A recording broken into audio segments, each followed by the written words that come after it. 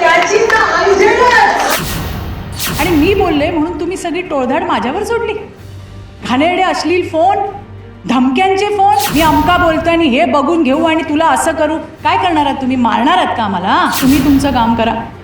पण अशा पद्धतीने राज्यातल्या बहिणींचा, कोणाच्या आईचा अपमान होईल असं वक्तव्य करू नका. देशभरात गणेश बाप्पाचं मोठ्या उत्साहानं आगमन झाले आणि चित्राताई वाघ यांच्या देखील घरी गणपती बाप्पाचं आगमन झाले. काही वेळापूर्वी मुख्यमंत्री देवेंद्र फडणवीस यांनी देखील सदिच्छा भेट या ठिकाणी दिली. गणपती बाप्पाचं दर्शन घेतलं. थेटपणे चित्राताईंकडे जाऊयात. एकीकडे गणेशोत्सव, पहिलं तर उत्सवाबद्दल की एवढा मोठा उत्सव होतोय, पहिल्यांदाच मुख्यमंत्री देखील या घरी आले आहेत, काय नेमकं? खूप खूप आनंद आहे. म्हणजे या दिवसाची आम्ही वाट बघत असतो, बाप्पाच्या आगमनाची वाट बघत असतो आणि बाप्पाला कसं सजवायचं, काय फराळ करायचा, कसं करायचं याच्यामध्येच आम्ही मागचे 10-15 दिवस मी त्यामध्येच होते.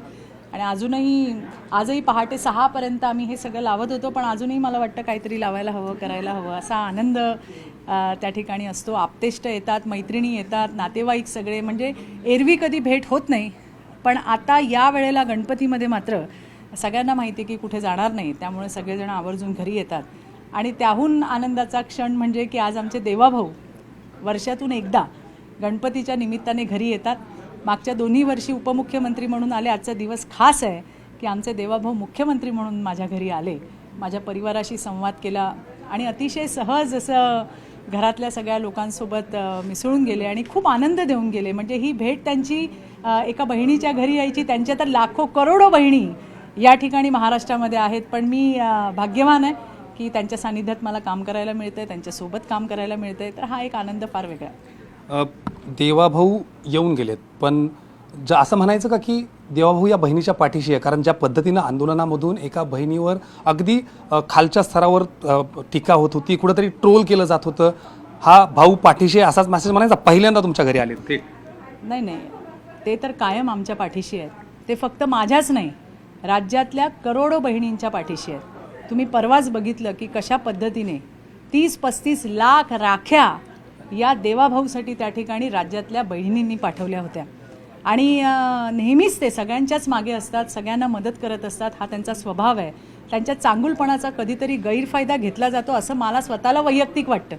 कारण कशा पद्धतीने टीका केली जाते त्यांच्या जातीवरती, त्यांच्या शरीराच्या ठेवणीवर, त्यांच्या परिवारावरती. पण देवाभाऊ कधीही या विषयावरती उलटून उत्तर देत नाही. परंतु परवाचा जो प्रकार झाला हा अतिशय निंदनीय आणि मनाला वेदना देणारा होता की तुम्ही एका समाजाच्या उन्नतीसाठी, मराठा समाजाच्या उन्नतीसाठी काम करतायत, तुम्हाला शुभेच्छा आहेत आणि तुम्हाला यश मिळो असं आम्ही सुद्धा बाप्पाकडे प्रार्थना करतो.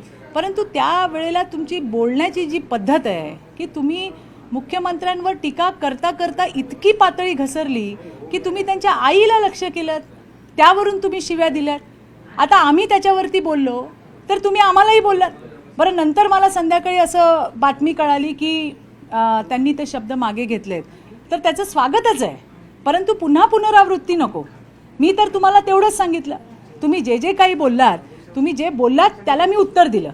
महाराष्ट्राच्या छत्रपती शिवाजी महाराजांच्या महाराष्ट्रामध्ये महिलेचा अपमान हा कधीही खपवून घेतला जात नाही. आणि जर आज महाराज असते तर कडेलोट झाला असता. मग आपण छत्रपती शिवाजी महाराजांचे मावळे आहोत म्हणून आपण सांगतो आणि दुसरीकडे आपण महिलेचा अपमान करतो. बरं, याच्यामध्ये मुख्यमंत्र्याच्या आईचं काय आहे का घेणं देणं? त्या माऊलीला कशाला याच्यामध्ये केलं? आणि मी बोलले म्हणून तुम्ही सगळी टोळधाड माझ्यावर सोडली. घाणेरडे अश्लील फोन, धमक्यांचे फोन, काय करणार आहात तुम्ही? मारणार आहात मला? म्हणजे तुम्ही चुकलात तर आम्ही बोलायचं नाही आणि आम्ही बोलल्यावरती तुमचे समर्थक आम्हाला नाही ते बोलणार, घाणेरड्या अश्लील कमेंट्स करणार, फोन चालू आहेत सतत, मी अमका बोलतोय आणि हे बघून घेऊ आणि तुला असं करू. काय करणार आहात तुम्ही? मारणार आहात का आम्हाला? म्हणजे याचा अर्थ असा आहे की तुम्ही काहीही बोलाल आणि आम्ही काहीच नाही बोलायचं. तुम्ही तुमचं काम करताय, तुम्ही तुमचं काम करत राहा.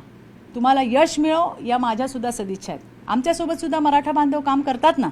आज गणरायाच्या समोर जबाबदारीने मी तुम्हाला सांगते की मराठ्यांना आरक्षण जर कोण देणार तर ते या राज्याचे सन्माननीय मुख्यमंत्री देवेंद्रजी फडणवीस हेच ते देणार.